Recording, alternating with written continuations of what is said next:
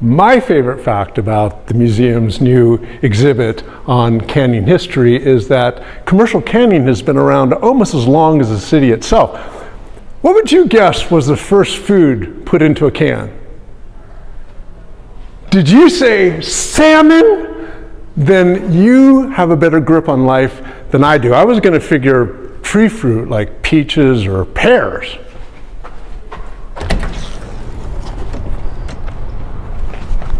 Salmon made sense. I mean, there was little or no fruit or vegetable production going on at the time, certainly not enough to create a surplus that would justify a canning operation. That would happen at the turn of the century, hot and heavy. But salmon at the time was teeming. We're here on the Sacramento side of the Sacramento River, opposite the K Street landing, and that is where William Hume and Andrew Hapgood started their salmon canning business, the first Pacific Coast cannery in North America.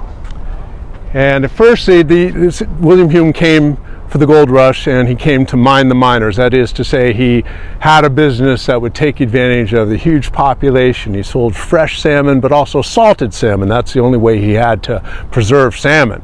He brought his brothers, John, George, and Ringo.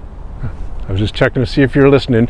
John, George, and Robert from Maine with him, and Andrew Hapgood made the deal happen because Andrew was a fisherman and also a tinsmith. He experimented with lobster canning. So they set up a barge or a scow here, right tied up to the bank of the Sacramento River, gathered up the salmon and boiled and cooked the salmon and canned it. At first they packed it in salted water, but then eventually they replaced the salted water with a pickle, and the cans were painted bright red to make them distinct. They were quite successful when they opened in 1864. They produced 2,000 cases. About half of them burst their seams. I don't even want to know why. But the cannery didn't last very long. It was 2 more years, and the salmon run was diminished due in no small part to the fact that the gold rush was successful, and all those operations up in the foothills were silting up the streams, and the salmon population diminished.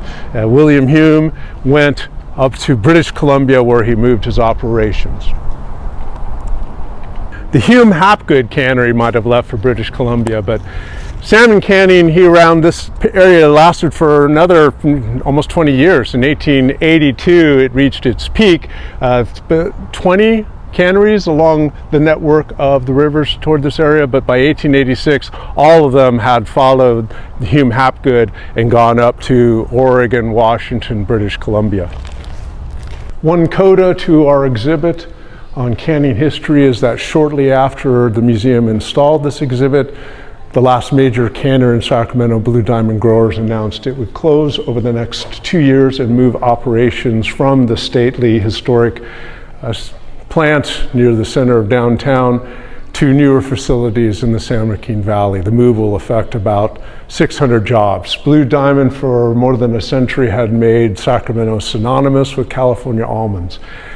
Blue Diamond also had installed and dutifully maintained a canning line for the benefit of museum goers here. It hung right in the air just about above where the staircase is.